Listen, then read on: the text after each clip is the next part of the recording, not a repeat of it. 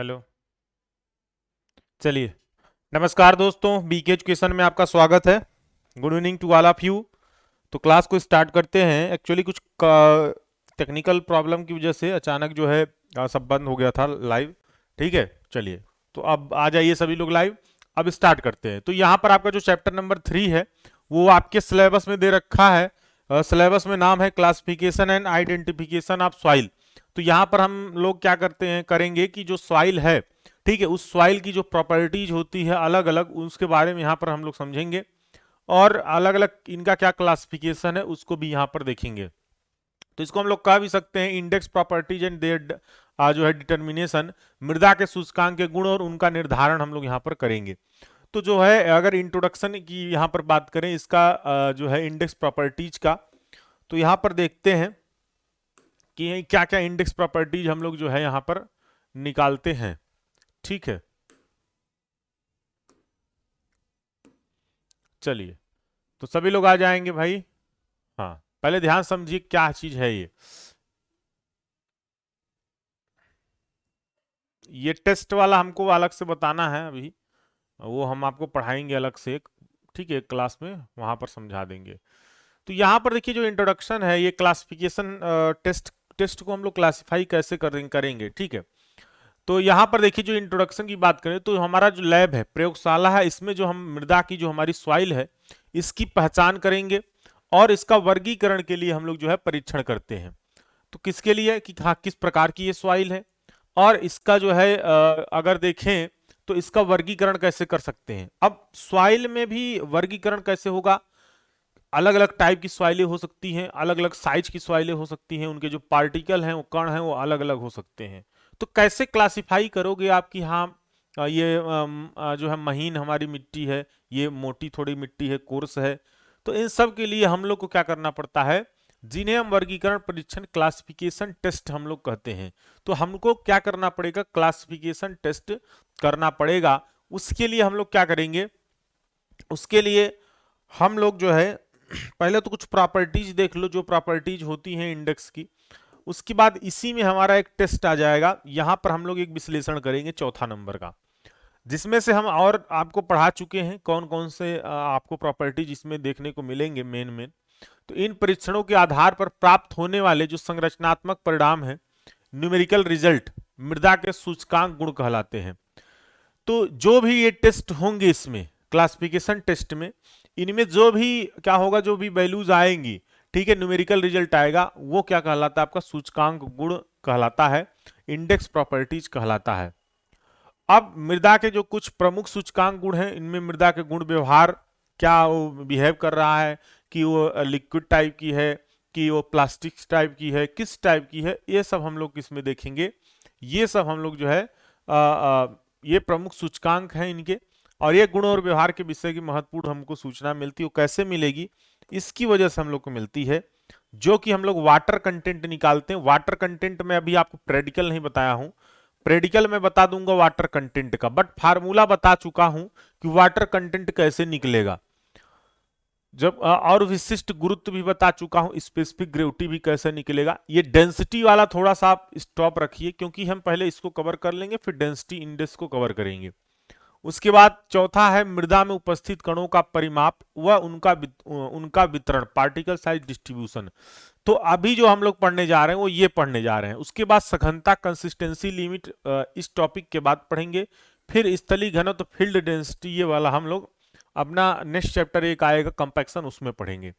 तो यहां पर अभी हम पढ़ने जा रहे हैं मृदा में उपस्थित कणों का परिमाप एवं उनका वितरण कैसे करना है, उसको समझना है। ठीक है, तो पार्टिकल साइज एनालिसिस, तो ये आपसे क्वेश्चन पूछता है, शायद एक बार पिछली बार पूछा भी था कि पार्टिकल साइज एनालिसिस हम कैसे करते हैं। क्या पार्टिकल साइज एनालिसिस से आप क्या समझते हैं? पार्टिकल साइज एनालिसिस का ये मतलब है कण परिमाप विश्लेषण, हिंदी में कहते हैं इसको। कण परिमाप विश्लेषण का मतलब यह है कि जो हमारे सॉइल होते हैं, मिट्टी होते हैं, मिट्टी में क्या होते हैं, कण होते हैं ना, छोटे छोटे छोटे छोटे कणों से ही मिलकर क्या बना होता है, मिट्टी बना होता है, छोटे छोटे कणों से ही मिलकर। अब इन कणों की क्या साइज होगी, इन कणों की क्या साइज होगी, उस साइज को ही हम लोग क्या करेंगे, मेजरमेंट करेंगे। और कैसे करेंगे मेजर, वो हम एक टेस्ट करते हैं। और जो वो टेस्ट करेंगे उसको हम लोग बोलते हैं सीव एनालिसिस। क्या बोलते हैं? सीव एनालिसिस, चालनी विश्लेषण। तो यहां पर हम लोग क्या करेंगे, पार्टिकल साइज की एनालिसिस करेंगे और तब हमको पता चल जाएगा कि जो हम सॉइल लिए हैं वो कितने साइज की सॉइल है, उसका क्या साइज है, उसके पार्टिकल का क्या साइज है। तो इससे पता हम लोग को चल जाएगा। तो अच्छे से हम लोग क्या कर सकते हैं, क्लियर कर सकते हैं कि कौन कौन सी सॉइल फाइन है कि कोर्स है, क्या है, वो सारी चीजें हम यहाँ पर डिसाइड कर लेते हैं। ठीक, अब यहां पर जरा देखिए आप कि मृदा में उपस्थित विभिन्न परिमाप वाले कणों को अलग अलग मात्राएं ज्ञात करने की क्रिया को कण परिमाप विश्लेषण कहते हैं। मृदा में उपस्थित विभिन्न परिमाप वाले कण, अब जब भी कोई सॉइल होगी, जो हमारी सॉइल होती है उसमें अलग अलग कई प्रकार के साइज के हमारे क्या होते हैं, पार्टिकल होते, कण होते। कण मतलब समझ रहे हैं ना, जो छोटे छोटे आपको कभी कभी आंखों से भी दिखाई देते हैं और बहुत नग्न होंगे तो दिखाई भी नहीं देंगे, और वही मिलकर ही कण मिलकर ही क्या बनाते हैं, पूरी मिट्टी को ठोस बनाते हैं। और जो कण हैं ये क्या है, अलग अलग इनकी मात्राएं भी होती हैं, जैसे बड़ा साइज का ज्यादा रहेगा, छोटा साइज का कम रहेगा, या छोटा साइज का ज्यादा रहेगा तो बड़ा साइज का कम रहेगा। उसी हिसाब से तो इनकी जो अलग अलग मात्राएं हैं, इनको ज्ञात करने की जो क्रिया होती है उसी को हम लोग बोलते हैं पार्टिकल साइज एनालिसिस। समझ में आया कि हम लोग जो सॉइल होती है, सॉइल में जो उपस्थित कण होते हैं उनका साइज जो होता है, ठीक है, जो कण होता है उनका जो साइज होगा, ठीक है, उसी को हम लोग क्या करेंगे, ज्ञात अगर करेंगे उनकी साइज को ही, तो उसी को हम लोग क्या बोलेंगे, कण परिमाप विश्लेषण कहेंगे। कण परिमाप जो वितरण होता है, डिस्ट्रीब्यूशन अगर बात करें यहां पर, तो इसके लिए मृदा प्रदर्श को क्या करेंगे हम लोग, चालनियों के सेट ऑफ सीव। सेट ऑफ सीव के ये मतलब है कि हमारी जो चालनी होती है, आप लोग थर्ड सेमेस्टर में मैं जो है पढ़ाया रहा हूँगा, तो वहां पर एक गिट्टी का जो है सीव एनालिसिस किया था ना, तो उसमें बताया हूँ सीटी में। तो उसी तरह से इसमें सॉइल का जो है हम लोग सीव एनालिसिस करते हैं, अभी हम दिखाएंगे आपको। तो इसमें सेट ऑफ सीव से जो है छाना जाएगा। छाना मतलब जो चालते हैं ना, आटा चालते हैं आप चालनी से, सीव से, तो उसको ही सेम उसी तरह से सीव ये भी रहता है, सेम उसी तरह से। तो उससे हम लोग क्या करते हैं, चालनियों से क्या करेंगे, इसको छानते हैं। और चालनी आकारों का जो नामांकन की भिन्न भिन्न मानकों स्टैंडर्ड में क्या होगा, भिन्न भिन्न पद्धतियां इसमें भी है। तो अलग अलग सिस्टम है, तो कोई हम एक ही पद्धति अपना लेंगे और उसी से पूरा टेस्ट करेंगे। तो भारतीय मानक IS 460/1962 हम लोग क्या करेंगे, यहां पर अपनाएंगे। ठीक है, हाँ, यहां पर क्या ना अपनाएंगे, IS 460/1962। तो याद कर लो कि जो हम लोग इंडियन स्टैंडर्ड जो चालनी है उसका जो कोड है वो क्या है, 460/1962 के अनुसार ही हम लोग क्या करते हैं, सीव एनालिसिस करते हैं, और जो सीव लेते हैं वो यही वाली सीव लेंगे, IS 460/1962 वाली। और इसके अनुसार चालनी की जालियों जो मेस होगा, मेस का जो आकार होता है वर्गाकार होता है। कैसा होता है, वर्गाकार होता है। और चालनी का नंबर जाली की चौड़ाई को प्रदर्शित करती है। तो यहां पर अभी ना समझ में आए इसमें मत समझो, हम आपके लिए अलग से रखे हैं इसमें सेशन, उसमें लाकर दिखा रहे हैं आपको कि इनका ये कहना है कि जो इनके साइज हैं वो क्या है, वर्गाकार के जो है शेप में होंगे। तो वर्गाकार कैसे होगा उसकी भी बात करेंगे अभी। तो आपको यहां पर क्या दिख रहा है, यहां पर सीव का पूरा सेट दिख रहा है, सेट ऑफ सीव। ठीक है, चालनी का जो है एक पूरा सेट ही दिख रहा होगा, और यहां पर ये जो है ढेर सारी चालनियां भी दिखेंगी। अच्छा, वो वाला फिगर कहाँ गया,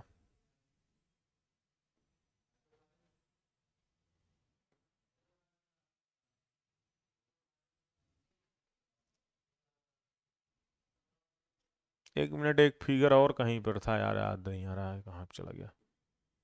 ठीक है, चलिए, नहीं मिल रहा है, कोई दिक्कत बात नहीं है। चलो, तो यहां पर देखिए जरा, ये दिखाई दे रहा है। अब चालनी जो आप लोग देखे होंगे ना, वो चालनी कुछ इसी तरह से एक के ऊपर एक ऐसे लगाया जाता है, एक के ऊपर एक क्या किया जाता है, चालनी को लगाया जाता है, एक के ऊपर एक ऐसे। अब ये नंबर अभी याद मत करो, नंबर कौन कौन से होंगे वो हम बताएंगे आपको, किस किस साइज के होंगे। ठीक, यहां पर हमारे कहा बताने की मतलब है कि ये आप लोग चालनी जो देखते हो ध्यान से जब देखेंगे उसको ऐसे उठाकर ऊपर, अभी आ रहा है ना करवा चौथ, तो उसमें चालनीय में देखेंगे तो उसमें जो है आप देखेंगे ना तो ऐसे जो है जो इस तरह से आपको नजर आएगा, ठीक है, जैसे यहां पर दिख भी रहा है। इसमें जो है ऐसे से क्या होंगे, जो उसमें धागे लगे होंगे या तार जैसा लगा होगा, और ऐसे से मेस जाली बने होंगे। क्या बने होंगे? ये जाली जो बने होंगे, ठीक है। अब ये जाली जो बने होते हैं, ये जाली जो है वर्गाकार टाइप के बने होंगे। कैसे? इस तरह से।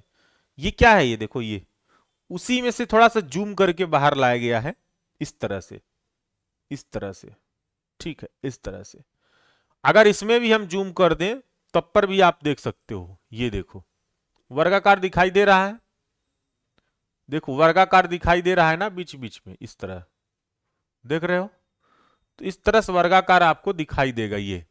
तो ये जो वर्ग होता है, अब वर्ग की क्या खासियत होती है? सभी भुजाएं इसकी बराबर होती हैं, सभी भुजाएं बराबर होती हैं, जो चारों भुजाएं आपको यहां पर दिखाई दे रही हैं, ठीक है। अब यहां पर अगर बात करें इनकी, जो वो कह रहा है, जो वो कह रहा है आईएस कोड के अनुसार जो कह रहा है कि इनकी जो ये अगर देखें जालियां हैं, तो ये जालियों के बीच जो यहां पर गैप होगा ना, जो छिद्र होगा, वो वर्गाकार टाइप का होता है।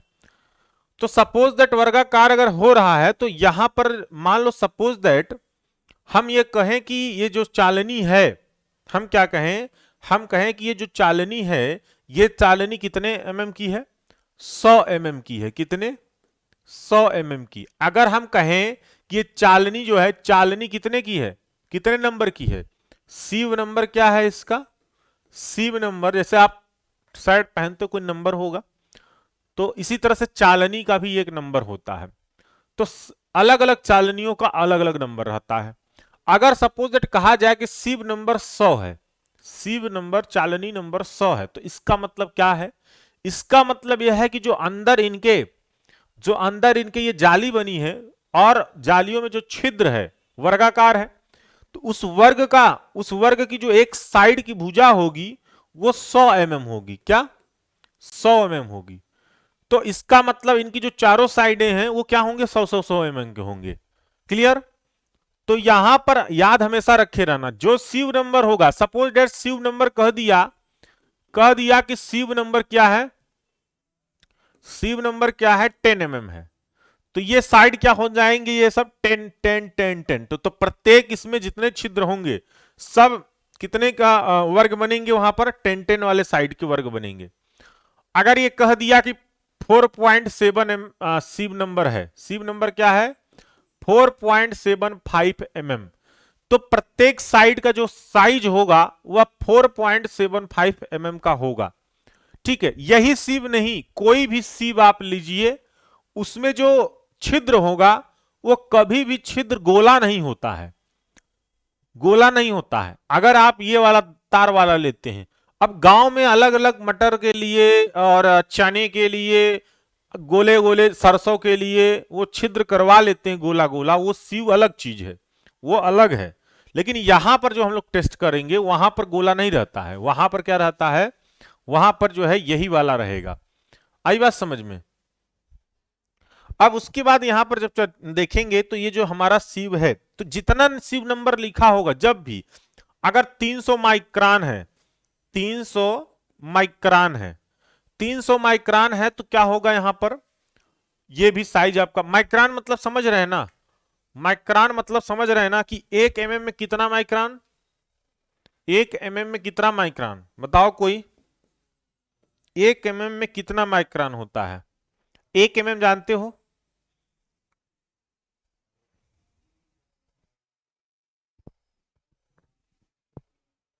1 mm में ये कह रहे हैं 40, 10 क्या है भाई? 10 मिनिमम से ज्यादा हो गई, ये ज्यादा होदा हम कुछ तो चर्चा, 50, ये क्या बात है? 1 mm में होता है 1000 माइक्रोन, 1000 माइक्रोन, ठीक, 1 mm में।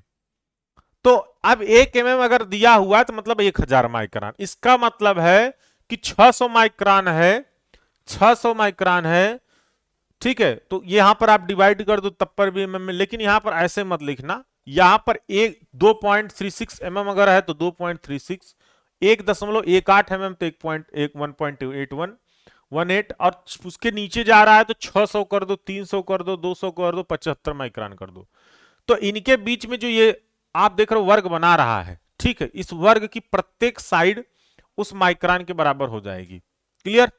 प्रत्येक साइड की मैं बात कर रहा हूं, एरिया की नहीं बात कर रहा हूं। एरिया मत निकालो। जितने लोग अपना दिमाग लगा रहे होंगे, देखो ये 10⁻6 कह रहा है कौन, जितने लोग अपना दिमाग लगा रहे हो अपना दिमाग मत लगाओ जरा सा भी। साफ साफ समझना यह है कि प्रत्येक साइड इनकी कितनी होगी, जितना नंबर दिया होगा प्रत्येक साइड, वर्ग है प्रत्येक साइड, ठीक है। अब एरिया अगर निकाल रहे हो, मान लो 10 है, मान लीजिए सीव नंबर क्या है, सीव नंबर सपोर्टेड 10 है, तो 10 हो जाएगा ये एरिया, ठीक है। लेकिन वो मत लगाओ, यहां पर यही बस है कि सीव नंबर क्या प्रदर्शित करता है, जो वर्ग आकार वहां पर छिद्र है उसकी एक साइड को प्रदर्शित करता है। कहीं भी क्वेश्चन पूछा जा सकता है। तो वही चीज यहां पर भी मैं बताया हूं, सेम आपके नोट्स में भी रहेगा कि ये जो जाली बनी होगी ये आकार क्या होगा, वर्गाकार होगा। इस जाली का आकार क्या होगा, वर्गाकार होगा। और 4.75 mm मान लो सपोज दैट, तो इसकी एक साइड 4.75 और दूसरी भी साइड 4.75 mm का होगा। तो आईएस सीव नंबर क्या कहलाएगा, आईएस सीव नंबर 4.75 mm वाला कहलाएगा। आईएस सीव नंबर अगर 60 सेंटीमीटर कह रहे हैं तो फिर ये 60 हो जाएगा। जितनी साइज चेंज करोगे उसी हिसाब से वो रखता चले जाओ, बस वर्गाकार हो इतना याद रखो, ठीक है। अब जो ये सीव हम लोग उपयोग करेंगे, अब आइए अपने मेन मुद्दे की बात। अब आइए अपने मेन मुद्दे की बात। देखिए मैं यहां पर भी लिख रखा हूं कि माइक्रोन इक्वल टू क्या है, 10⁻³ mm, 10⁻³ mm। मतलब बात वही हुई कि 1000 माइक्रोन में क्या होगा, 1 mm, ठीक है। तो इसलिए 1 mm इक्वल टू 1000 माइक्रोन होगा। वही बात है, चाहे इधर से कान पकड़ो चाहे इधर से पकड़ो, पकड़ाएगा ही। आई बात समझ में? तो ये हमेशा याद रख लो इसको। अब चलिए, अब हम लोग जो है जो सीव एनालिसिस करेंगे, इसमें हम लोग 2 प्रकार की चालनियों से करेंगे। कितने प्रकार की? 2 प्रकार की चालनियों से करेंगे। तो इसमें एक होगा बड़ी माप वाली चालनी, क्या होगा, बड़ी माप वाली चालनी, और एक होगा छोटी माप वाली चालनी। तो 2 तरीके की चालनियों से करेंगे। अब रही बात कि बड़ी माप वाली चालनी में कितने नंबर्स वाले चालनी आएंगे, सीव जो है कितने नंबर्स वाले आएंगे, और छोटी वाली चालनियों में कितने नंबर वाले सीव आएंगे, ठीक है। तो अगर बड़ी माप वाली चालनियों की नंबर की बात करें, कि बड़ी वाली जो माप वाली चालनियां हैं उनकी अगर नंबर की बात करें, तो उसमें क्या होगा, छोटी माप मतलब 1 mm से कम की चालनियों के नंबर माइक्रोन में होते हैं, ठीक है। ये बात वही तो लिख दिया यार। अच्छा, ये कह रहा है जो बड़ी माप वाली चालनी है उसमें नंबर में होंगे ना, ओ एमएम में होंगे। जितने बड़ी माप वाली हुए उसमें एमएम में होंगे, इसका मतलब है कि 1 mm से बड़ा होगा। लेकिन छोटी माप वाली जो चालनी होगी उसमें 1 mm से छोटा होगा, ठीक है। तो माइक्रोन में उसमें नंबर होगा। क्लियर? अब बड़ी माप वाली चालनी की अगर हम लोग यहां पर देखें, तो भारतीय मानक के अनुसार अगर देखिए, सबसे छोटी माप की चालनी का नंबर कितना होता है, 45 माइक्रोन। तो इंडियन स्टैंडर्ड के अनुसार अगर आपसे एमसीक्यू बने, क्वेश्चन पूछे कहीं पर तैयारी में कंपटीशन में, कि इंडियन स्टैंडर्ड के अनुसार सबसे छोटी माप वाली सीव की नंबर बताइए कितना होता है। तो ज्यादातर लोग 75 माइक्रोन बताते हैं। क्या बताते हैं? 75 माइक्रोन बताते हैं, लेकिन 75 नहीं होगा, 45 माइक्रोन होता है, मतलब 0.045 mm, ठीक है। उसको 1000 डिवाइड कर दो 45 में तो निकल के आ जाएगा mm में भी, ठीक। तो यहां पर कितना होता है, 45 माइक्रोन होता है। अब हम कहें अगर बड़ी माप वाली जो चालनी है, हम कहें बड़ी माप वाली चालनी is greater than 1 mm, is greater than 1 mm, ठीक है। तो इज ग्रेटर देन अगर 1 mm तो कौन कौन से होंगे, 2 mm होगा, 4.75 mm होगा, 10 mm होगा, 20 mm होगा, 63 mm होगा, 100 mm होगा। जब भी हम चालनी की जो सीक्वेंस लिखेंगे, ठीक है, अब ये सीक्वेंस हम ऊपर से बढ़ते हुए क्रम मतलब ऊपर बड़ा सबसे ज्यादा साइज का रहेगा और घटते हुए क्रम में लिखेंगे। मतलब सबसे ऊपर एकदम बड़ी वाली साइज रहेगी, तभी गिट्टी उससे छनेगी ना छोटी वाली, तो इसमें जाएगी, उससे छनेगी, उसमें जाएगा, उससे सबसे नीचे सबसे छोटा जाएगा। तो ऐसा कभी मत लिख देना कि ऊपर 2 mm फिर नीचे उस बढ़ाते चले जाओ, नहीं, हमेशा ऊपर बड़ा रखना है, नीचे छोटा जाना है। तो बड़ी साइज वाली जब भी हम चर्चा करेंगे, बड़ी साइज वाली अगर हम कह दिए कि हाँ चालनी का उपयोग करना है, तो बड़ी साइज में 100 mm आ जाएगा, 63 mm आ जाएगा, 20 mm आ जाएगा, 10 mm आ जाएगा, 4.75 mm आ जाएगा, 2 mm आ जाएगा। इसमें और भी साइज के हो सकते हैं, अंदर भी रहते हैं, 1.35 होता है, अलग अलग होता है। लेकिन हम लोग जितना हम आपको यहां पर बता रहे हैं इंडियन स्टैंडर्ड के अनुसार की बात है, तो इतने ही आपको यहां पर देखने को मिलेंगे।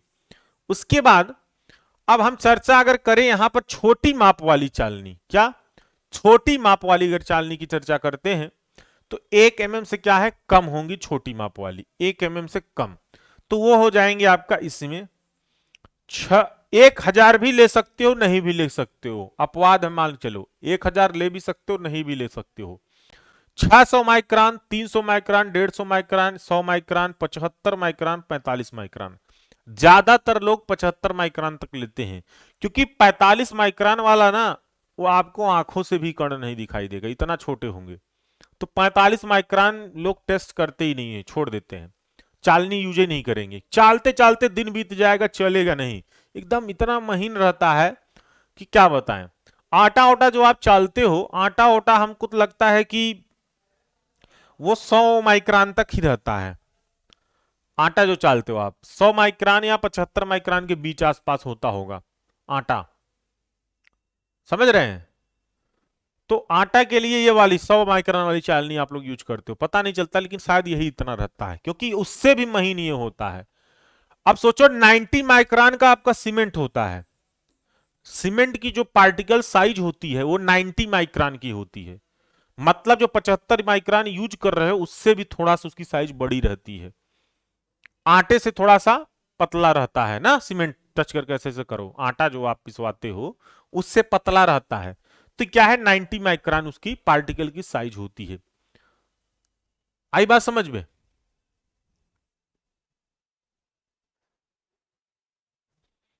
बड़े से छोटा,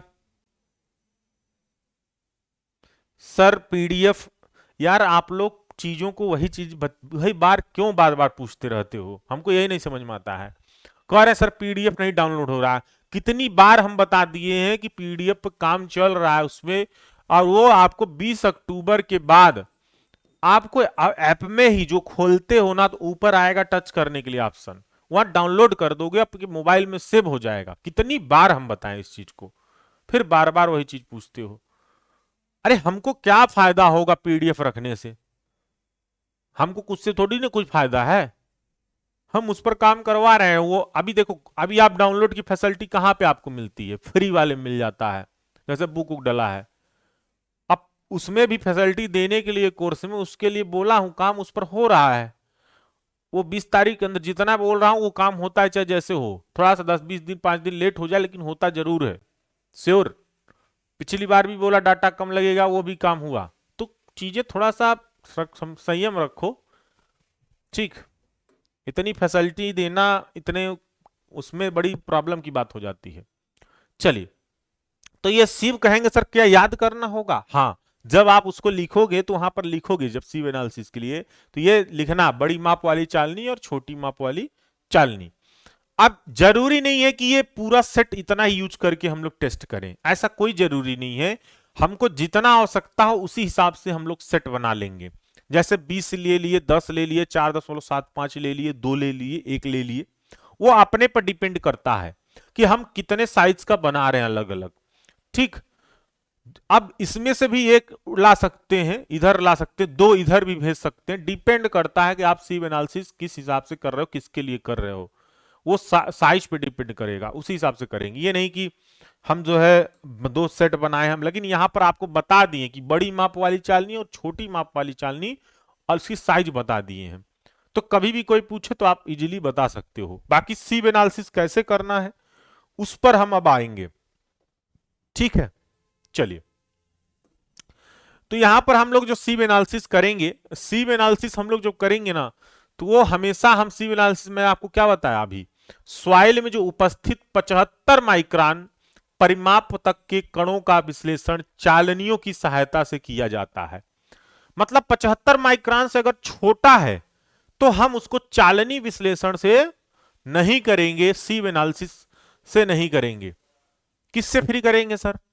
तो उसका एक दूसरा मेथड होता है, उससे करेंगे, उसमें सीव नहीं होता है। क्यों? क्योंकि 75 माइक्रोन अगर छोटे हैं तो हमारे हमारे आंखों से भी सही से नहीं दिखाई देंगे और वो चालते चालते जीवन बीत जाएगा और बहुत टाइम लगेगा।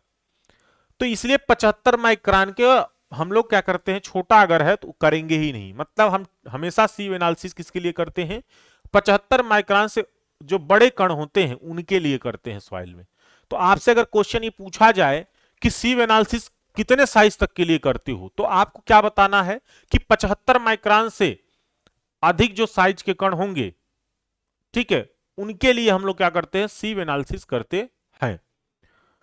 चालनी विश्लेषण में दो भागों में किया जाता है। जब भी सीव एनालिसिस आप करोगे वो दो भाग होंगे उसके, कौन कौन से, तो यहां पर ए देखेंगे, स्थूल चालनी विश्लेषण, कोर्स सीव एनालिसिस।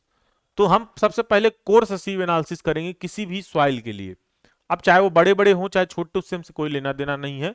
हम यहां पर कोर्स सीव एनालिसिस करेंगे। कोर्स सीव एनालिसिस के अंतर्गत अगर हम बात करें तो क्रम अनुसार 100 mm का हम लोग सीव लेंगे, फिर उसके नीचे 63 mm का सीव लेंगे, फिर 40 mm का लेंगे, फिर 20 mm का लेंगे, फिर 10 mm का लेंगे, और उसके बाद फिर हम 75 mm का, 75 नहीं होना चाहिए, यहां पर 7.5 होना चाहिए नियम से, ठीक है, ये 7.5 mm का होना चाहिए, ये कर लेना।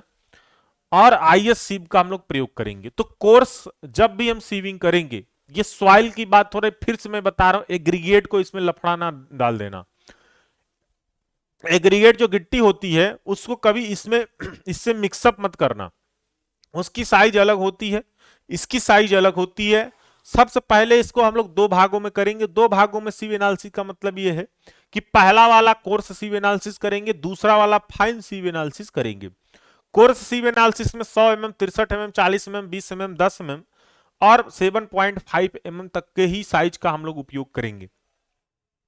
उसके बाद यहां पर हम बात करें फाइन सीव एनालिसिस के लिए, सॉरी, फाइन सीव एनालिसिस के लिए अगर बात करें तो इसमें हम कौन कौन सा साइज का उपयोग करेंगे। अभी यहां पे एक डाउट आएगा आपको, मुझे पता है, इसमें 2 mm, 1 mm, 600 micron, 425 micron, 300 micron, 150 micron एवं 175 माइक्रोन आईएस सीव का इसमें प्रयोग करते हैं। अब आपके मन में ख्याल आया आपके मन में ये ख्याल आया कि सर अभी आप तो बताए थे कि छोटी माइक्रोन, छोटी जो माप वाली साइज है वो तो फिर इसमें आ गया ना, आ गया। तो वो देखिए वहां पर हम जो बताए हैं वो साइज अलग अलग बता दिए इंडियन स्टैंडर्ड के अनुसार कि हाँ बड़ी माप वाली ये है, छोटी माप वाली है। हम ये नहीं कहे हैं कि हाँ कोर्स के लिए इसमें कर दो और फाइन के लिए इसमें कर दो, ये नहीं वहां पे बताए हम, ठीक है। तो यहां पर जब टेस्ट करोगे, टेस्ट में हम लोग जब भी कोर्स सीव एनालिसिस करेंगे तो इतना सीव यूज करेंगे, ठीक है, और जब भी हम सीव फाइन सीव एनालिसिस करेंगे तो हम लोग ये सीव यूज करेंगे। क्लियर? अब हम लोग उपयोग करेंगे, ठीक।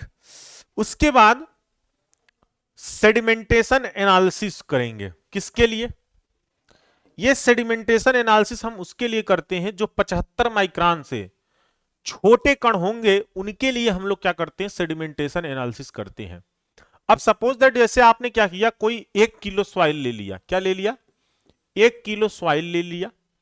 1 किलो सॉइल लेने के बाद आपने क्या किया कि सबसे पहले कोर्स सीव एनालिसिस किया। अब पता चला सबसे पास होते चला आया, कुछ रुका भी कुछ कुछ पे, ठीक है, बड़े बड़े साइज की जो मिट्टी होंगे वो रुक जाएंगे। पास होते आया, 75 mm से पास हो गया। फिर हमने क्या किया, फाइन सीव एनालिसिस उसी का कर दिया, तो फिर 2 mm, 1 mm से पास होते आया और 75 पे कुछ रुक जाएगा और फिर 75 से भी पास हो जाएगा। जो 75 से पास होगा वो छोटा साइज का होगा, 75 से जो पास होगा वो छोटा साइज का होगा, इसका मतलब कि 75 माइक्रोन से छोटा है। अब उसका हम सीव एनालिसिस नहीं कर सकते, 45 माइक्रोन है, लेकिन 45 माइक्रोन से हम सीव एनालिसिस नहीं करेंगे। ठीक है, हम उसके लिए क्या करेंगे, हम लोग सेडिमेंटेशन एनालिसिस करते हैं। और इस सेडिमेंटेशन एनालिसिस जब, अब देखो आप सॉइल तो 1 किलो लिए थे, लेकिन यहां पर हम लोग सीव एनालिसिस करते आए, और जब देखी कि 75 से पास हो गया, तो सॉइल को फेंक थोड़ी ना देंगे। तो उसके लिए हम लोग क्या कर देंगे, सेडिमेंटेशन एनालिसिस कर लेते हैं। और जो सेडिमेंटेशन एनालिसिस है, ये इसको हिंदी में बोलते हैं अवसादन।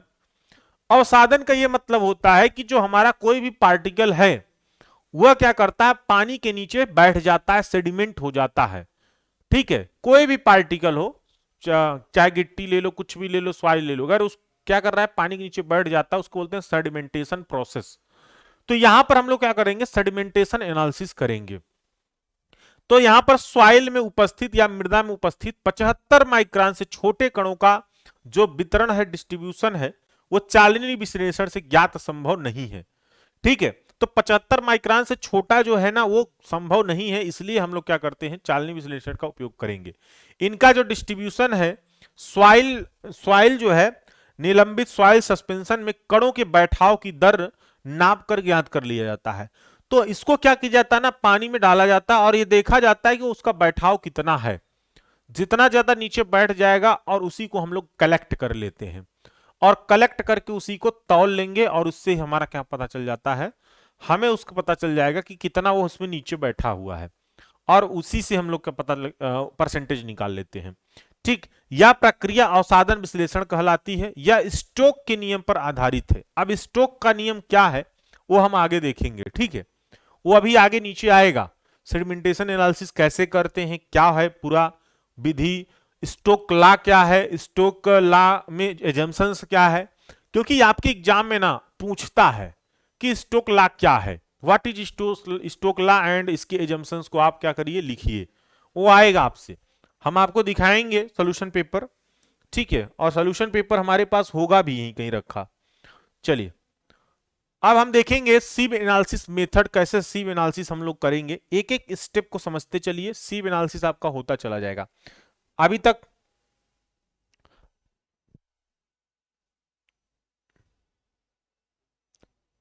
नीतीश करें clay and silt. Clay and silt, यहां पर कोई भी सॉइल हो सकती है। ठीक है, कोई भी सॉइल हो सकती है। सॉइल में मैं बार बार कह रहा हूं, मृदा, सॉइल मृदा, आप स्टार्टिंग की नहीं चीजें पढ़े लग रहा, फिर से रिवीजन देखिए। क्ले दूसरी, देखिए यहां पर जब सॉइल सॉइल बार बार कह रहा हूं, तो सॉइल के अंदर कई चीजें आ जाती हैं।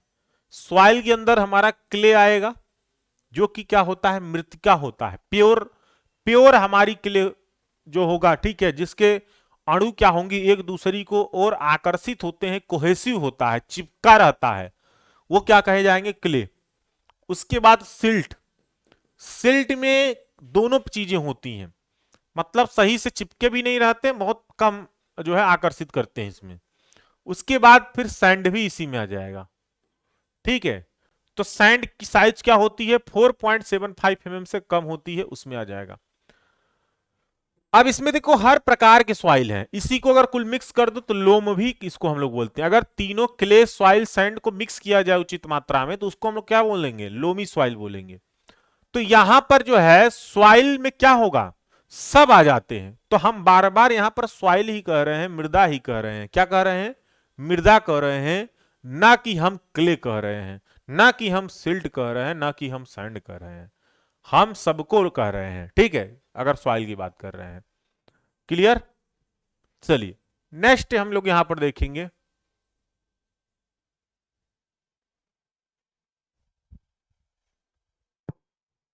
लोम सॉइल क्या होता है। देखो अभी भी जस्ट चर्चा कर दी है तुरंत। Loam soil is a mixture of silt, sand and clay. Loam soil is a mixture of क्या है, सिल्ट, सैंड एंड क्ले।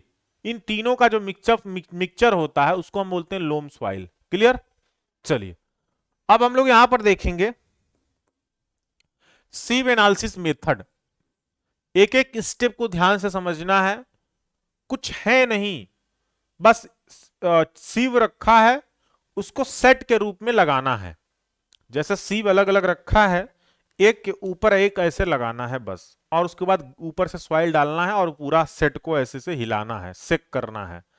जैसे हिलाएंगे से करेंगे आप, ठीक, वो चलता चला जाएगा नीचे, उसमें सीविंग होना स्टार्ट हो जाएगा, चलना स्टार्ट हो जाएगा, और ऊपर से चलते हुए नीचे उसकी जो सॉइल होगी वो गिरता चला जाएगा। बस यही होता है इसमें। और कैसे कैलकुलेशन करेंगे उसकी भी चर्चा हम करेंगे अभी, ठीक। हम्म देखो, इंजीनियर बिपिन सिंह, पीडीएफ क्यों नहीं अपलोड हो रहा है? अब हम कितनी बार चीजों को यार बताएं, हमको ये नहीं समझ में आता है। एक तो आप क्या किया करेंगे, यहां पे साइड में, ठीक है, यहां साइड में ऐसे लिख, पहले आते ही लिख दिया करेंगे कि पीडीएफ, ठीक है, जो भी रीजन रहेगा वो लिख दिया करेंगे, यहां पर रीजन रहेगा। क्यों? क्योंकि कुछ लोग आते हैं बाद में पूछते हैं, उनको जैसे लगता है ना कि अब तो फालतू बकबका रहे हैं तो पूछ लो एक क्वेश्चन, उसी पर डिस्टरबेंस थोड़ा सा हो जाए, ये चीज होता है। जानते हैं बहुत लोग के यहाँ पर मतलब। चलिए, कह रहा हूं कि ये सारे पीडीएफ जो आप देख रहे हो ये सब तो अपलोड हो जाएंगे अब। जो फर्स्ट चैप्टर था, सेकंड चैप्टर था, उसका पीडीएफ में हमने क्या किया कि अब थोड़ा और बेहतरीन तरीके से पढ़ा के और पूरा डिटेल्स में कर दिया, तो उसकी पीडीएफ बनाने में थोड़ा हमें टाइम लग रहा है। आप ही की पीडीएफ नहीं है, फर्स्ट ईयर का, सेकंड ईयर का भी यही हाल है। तो फर्स्ट और सेकंड चैप्टर का पीडीएफ हमारे पास नहीं था, तो उसको हम बना रहे हैं एक एक को करके। अभी हम कल सोम का किए, तो ऐसे टाइम लग जाता है कराने के पढ़ाने के, मैं भले पढ़ा देता हूँ, ठीक, सीक्वेंस में लाना, हर एक पीडीएफ को लिखना, स्कैन करना, फिर उसमें जो है मुहर ठप्पा करना, फिर उसको जो है स्कैन करके सीक्वेंस में लगा के उसके बाद फिर उसको अपलोड करना, टाइम टाइम कंज्यूमिंग है थोड़ा सा। चलो, अब यहां पर देखिए, सीव एनालिसिस मेथड जो है, हम लोग जो सीव एनालिसिस करते हैं, इसको हम सीव एनालिसिस करेंगे कैसे, एक एक स्टेप को समझिए। आवश्यकता अनुसार विभिन्न चालनियों को ऊपर से नीचे घटते हुए क्रम में, कैसे? ऊपर से नीचे घटते हुए क्रम में करना है। जैसे जितनी आवश्यकता पड़ेगी सीव की, उतना नंबर आप सीव ले लीजिए।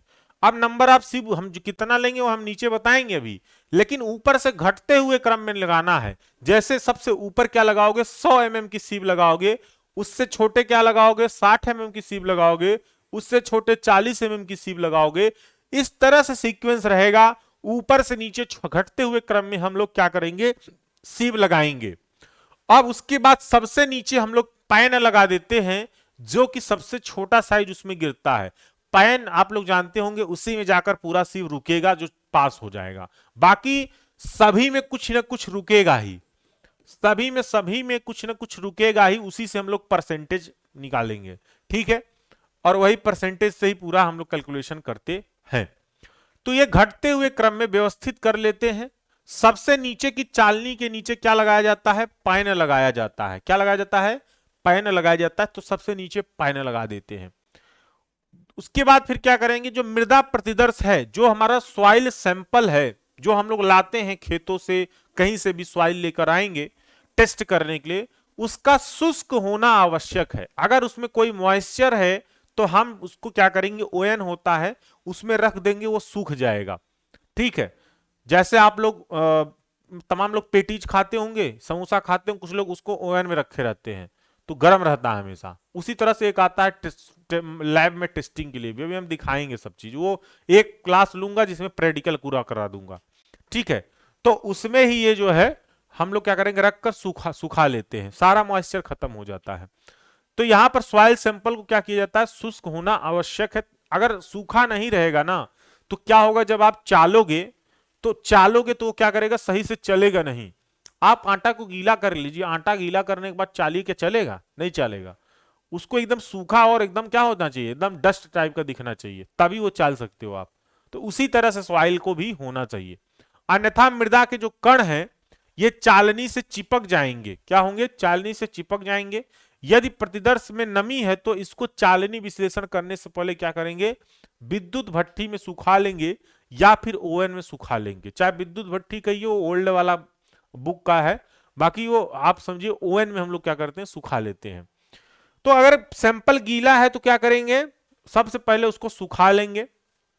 उसके बाद फिर क्या करना है, सॉइल सैंपल को रबर वाले टाइप के रहेंगे मूसल, ठीक है, ऐसे मूसल टाइप के होंगे रबर वाले, जिसको हम लोग रबर पेस्टल बोलते हैं, रबर पेस्टल बोलते हैं, उससे क्या होंगे, खरण में कूट लिया जाता है, तो सभी सॉइल को थोड़ा बहुत कूट लेंगे, रबर वाले होंगे उसी से कूटेंगे, और लोहे वाला नहीं लेकर कूटना है, नहीं तो पता चला जो सॉइल नहीं भी टूटना है वो सॉइल टूट के क्या होगा, एकदम चिपटा हो जाएगा, और फिर वो चलते हुए एकदम नीचे चले जाएंगे। तो ऐसा नहीं करना है खूब महीन पीस ले उसके बाद चलाना है, नहीं, अरे कुछ नेचुरल भी रहना चाहिए अगर सॉइल का क्या कर रहे हो, जांच कर रहे हो। ठीक है, इस प्रक्रिया का उद्देश्य मृदा से जुड़े कणों को अलग अलग करना है बस, ना कि पूरे कणों को ही आपको छोटा कर देना है, बस वो अलग अलग हो जाए थोड़ा बस। ठीक है, ग्रेवल अंश को उपयुक्त चालनियों के सेट जो है, जो कोर्स वाला है ग्रेवल वाला, उसमें कौन सा हम लोग सेट करेंगे, 100 mm, 63 mm, 40 mm, 20 mm, 10 mm, 4.75 mm। तो यहां पर हम लोग किसके लिए कर रहे हैं, ठीक है, हाँ ये हम लोग सेट तैयार करेंगे, सेट रहा ये रहा।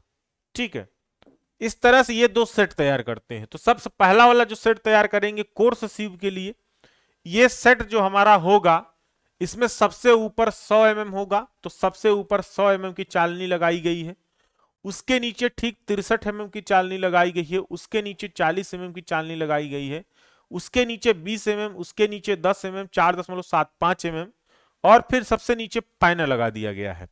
ठीक, अब कहेंगे सर इसमें आप 3 mm नहीं लगाए, ये नहीं लगाए, तो हम इतना का ही क्या करेंगे, टेस्ट करना है।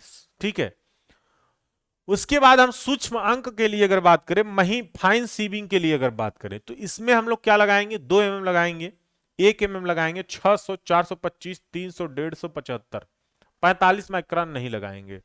तो ये क्या होगा, हमारा पैन नीचे पैन लगा देंगे, और ये जो नीचे पैन में बचेगा सैंपल, ठीक है, इस पैन में बचेगा तो हम लोग उठाकर किस में डाल देंगे, फिर दो वाले में डाल देंगे, और अगर ये नीचे पैन बचेगा तो सेडिमेंटेशन एनालिसिस के लिए लेके चले जाएंगे। क्यों, क्योंकि ये 75 माइक्रोन से छोटा वाला ही तो पास होगा। तो ये पूरा सेट हम क्या करते हैं, सीव का लेकर लगा लेंगे। ठीक है, सीव का सेट लगाने के बाद क्या करेंगे, इसमें हम लोग सॉइल डालेंगे, जो सॉइल आपने क्या किया है, शुष्क किया है, सूखा किया है, उस सॉइल को इसमें डालिए और तौल कर डालिए। क्या कैसे डालेंगे, तौल कर डालेंगे, और तौलकर जब आप डालोगे तो सपोज दैट आप क्या करो कि यहां पर कितना डालो सॉइल, सॉइल आप यहां डाल दो, मान लो 1000 ग्राम, कितना डालो, 1000 ग्राम क्या कर रहे हो आप, सॉइल इसमें डाल रहे हो। ठीक है, डाल दिए, उसके बाद इसको क्या करो, पूरे सेट को, सेट ऐसे लगा लिया जाता है, और पूरे सेट को क्या करो, ऐसे से हिलाओ, वो सब सेट एक ऊपर एक बैठता चला जाएगा टिफिन जैसा, और पूरे सेट को हिलाओ। ठीक है, जब हिलाओगे सेट को, तो जो 1 किलो डाले रहोगे तो हो सकता है कुछ सॉइल इस पर रुके, हो सकता है 2 ग्राम कुछ ऐसे रुक जाए, बाकी सब नीचे चला जाए। 63 वाले पे भी कुछ रुक सकता है, 2-3 ग्राम 5 ग्राम ऐसे करके, 40 पे भी रुक सकता है, 20 पे भी कुछ रुकेगा, 10 पे भी कुछ रुकेगा, 4.75 पे भी कुछ रुकेगा, बाकी सब पास होके पैन में चला जाएगा। पैन वाला उठा के लाएंगे, फिर इसमें डालेंगे, जो ये वाला सेट लगाए थे फाइन वाला, जो पैन वाला होगा वही लाएंगे, अलग से यहां तौल कर नहीं डालेंगे, एक बार डाल दिए 1000। जब पैन वाला डालेंगे इसमें 2 mm, जब इसको सीव फिर करेंगे, डालकर फिर सीविंग करेंगे, तो यहां पर देखो 4.75 से जो छोटा था टोटल, वो 2 mm वाले पे डाल दिए। अब देखेंगे यहां पर कुछ 2 mm पे रुकेगा और कुछ पास हो जाएगा, कुछ 1 mm पे रुकेगा, कुछ पास हो जाएगा, इसी तरह सभी पे कुछ रुका होगा और सब पास भी हो जाएगा। अंत में 75 से भी क्या होगा, कुछ रुकेगा और पास हो जाएगा। तो जो पैन में जाएगा ना, वो 75 mm से, 75 माइक्रोन, सॉरी 75 mm नहीं, जो 75 माइक्रोन से छोटा होगा वो पास होगा, वो क्या होगा, उससे छोटा है, तो उसका हम लोग सेडिमेंटेशन एनालिसिस कर लेते हैं। अब सेडिमेंटेशन एनालिसिस कैसे करेंगे, अभी हम इसको चर्चा करेंगे बाद में। ठीक है, तो यहां पर जब भी सीविंग करेंगे, कुछ सीविंग इसी तरह से करते हैं जो मैं प्रोसेस आपको बताया हूं। ठीक, क्लियर है, समझ में आया कि नहीं, कैसे सीव एनालिसिस करते हैं, पैन क्या है। अरे भाई वाह, कहां से आए हो यार आप लोग, पैन लाकर हम दिखाएं आपको। देखो पैन कुछ है नहीं खास, पैन आप घर में होगा, कुल मिला के एक पात्र है, नीचे लगा दिया जाता है। ठीक, उसमें क्या है, छिद्र नहीं होता, उसी में रुकता है। पात्र, पात्र मतलब बर्तन, बर्तन कटोरा ले लो, ठीक, और साइज क्या होगा, इसी के साइज का रहे, गोला में फिट हो जाता है, उसी को पेन बोलते हैं। जैसे यहां पर नीचे लगाया गया है, ये देख रहे हो, ये नीचे लगाया गया है, ये ऊपर सब सिब है, नीचे लगाया गया है पेन। क्लियर? चलिए, नहीं देखिए, हो सकता है नहीं जानते हो कुछ लोग, तो गांव में तो जानते होंगे, ठीक है, तो वही बता दिए, कटोरा की चर्चा सेम उसी तरफ से होता है। जरूरत पड़ने पे आप नाश्ता वास्ता भी सेम कर सकते हैं, कोई दिक्कत नहीं है। कुल मिला के सेम सीव की ही तरह रहता है, जो चालनी होती है उसी की तरह ही एकदम सेम रहेगा। बस जो चालनी में नीचे जाली लगी होती है, उसमें जाली न लग के सेम वही पूरा होता है, स्टील का ही। जैसे स्टील की चालनी होगी या प्लास्टिक होगी तो पूरा नीचे लगा होगा वो, उसमें कोई चालनी का वो जाली नहीं लगा होगा। क्लियर? पात्र जैसा, बर्तन जैसा, थाली जैसा। बस चलिए, बहुत हो गया। ट्रे तो लंबा होता है, ठीक है, ट्रे तो बहुत लंबा होता है। कंक्रीट में तो बहुत बड़ा होता है। कंक्रीट की सभी चालनियां बहुत बड़ी बड़ी होती हैं, छोटा नहीं होता, ठीक है, बहुत बड़ा होता है उसमें तो। हाँ, 100 ये वाला होता है पूरा, ये बड़ा वाला, ये वाला, ये कोर्स वाला ही उसी में सब रहेगा। चलिए, किए हैं, बहुत लोग बता रहे हैं। अब प्रत्येक चालनी पर क्या करेंगे, जो रुका हुआ सॉइल है उसका भार क्या करेंगे, अलग अलग तौलेंगे। तो जितना भार हर चालनी पर रुका था, ध्यान समझिए, थोड़ा सा चीजों को बहुत बारीकी समझना, कैलकुलेशन पर बहुत इंपॉर्टेंट है। जितने पे रुका होगा, जैसे कुछ 100 पे रुका रहा होगा, जब चला तो 100 पे रुक गया होगा, कुछ 63 पे रुका होगा, 40 पे रुका होगा। जैसे आटा आप चालते हो, आटा चालने के बाद आप देखो उसके ऊपर जो है क्या होता है, रुक जाता है, उसको क्या बोलते हैं, क्या बोलते हैं, सही से बताओ, किसके गांव में लोग जानते क्या बोलते हैं उसको? छिलका होता है ना, वो गेहूं का जो छिलका होता है ना, जो आटा चालते हो तो ऊपर रुकता है, थोड़ा बड़ा बड़ा, चोकर, भूसी, चोकर। हाँ, तो जो छिलका होता है गेहूं का उसको बोलते हैं चोकर। तो वो चोकर रुक जाता है, ठीक है, जब गेहूं आटा चालते हो। तो उसी तरह से इसमें भी क्या होगा, सभी पे, हर एक चालनी पे कुछ न कुछ सॉइल रुकेगा ही, जो उससे बड़ा होगा, जो उससे बड़ा होगा, जिस चालनी से चाला जा रहा है वो रुकेगा ही। तो सब पे जितना रुका है सबको अलग अलग तौल कर लिख लेंगे कि 100 वाले पे 5 ग्राम रुका है, 63 वाले पे कितना रुका है, 6 ग्राम रुका है, 40 वाले पे कितना रुका, इस तरह सब नोट कर लेंगे, ठीक है। तो जब ये नोट करेंगे तो अलग अलग तौल कर क्या करेंगे, उनका मूल प्रतिदर्श के भार के संदर्भ में प्रतिशत निकाल लिया जाता है, ठीक है। हाँ, इन प्रेक्षणों की सहायता से गणना करके प्रत्येक चालनी से महीन कणों का प्रतिशत ज्ञात कर लिया जाता है।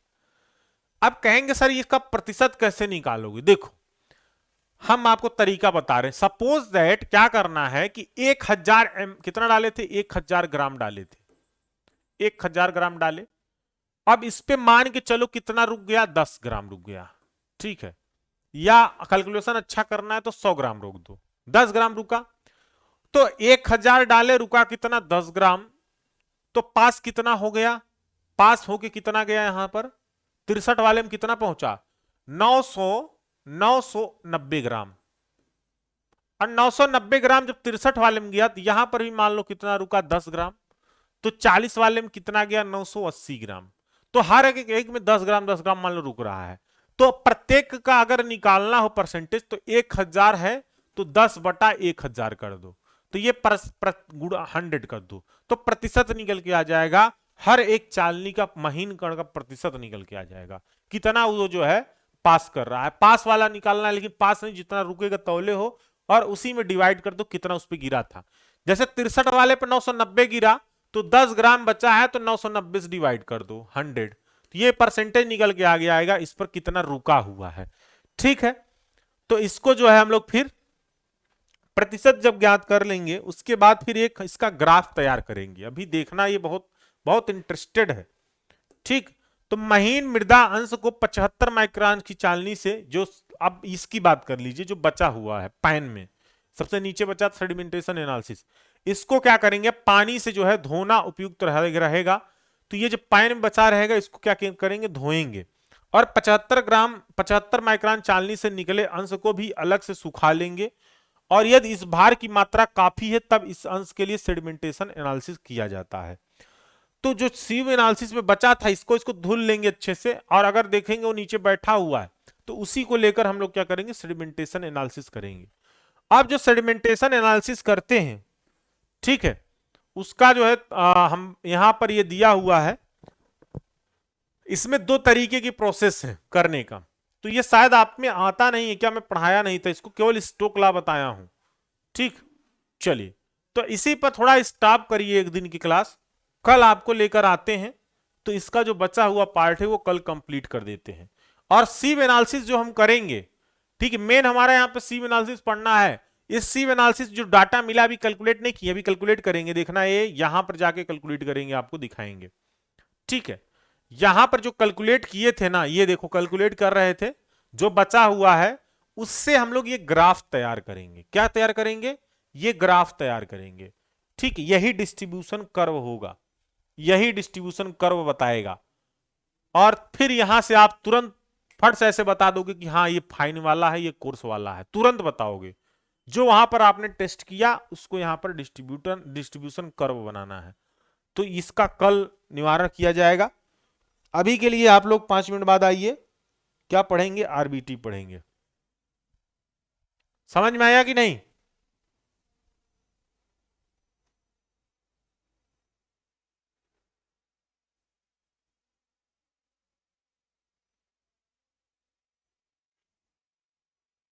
एक मिनट, कुछ क्वेश्चन है लोगों का।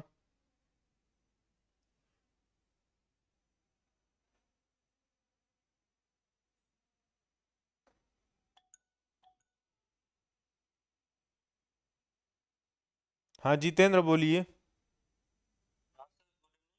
हाँ बताइए।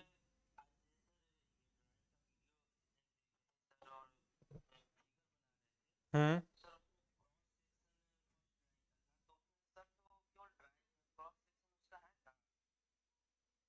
जितनी ड्राइंग आप बना रहे हो सब क्रॉस सेक्शन ही बना रहे हो।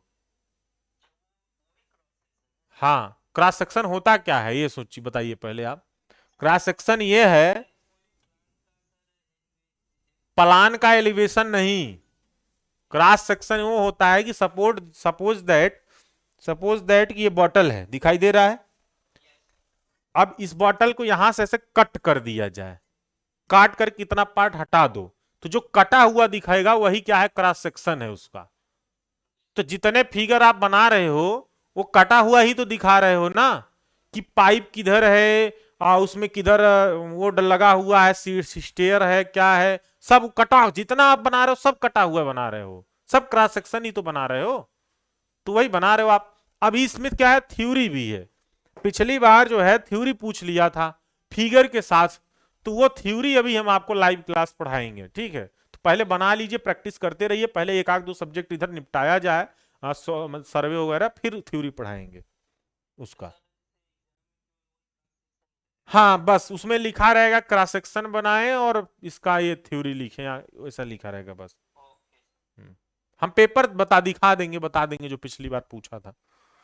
चलिए, और कौन है क्वेश्चन कुछ पूछ रहा है? अंकित ओझा बताइए, बोलिए।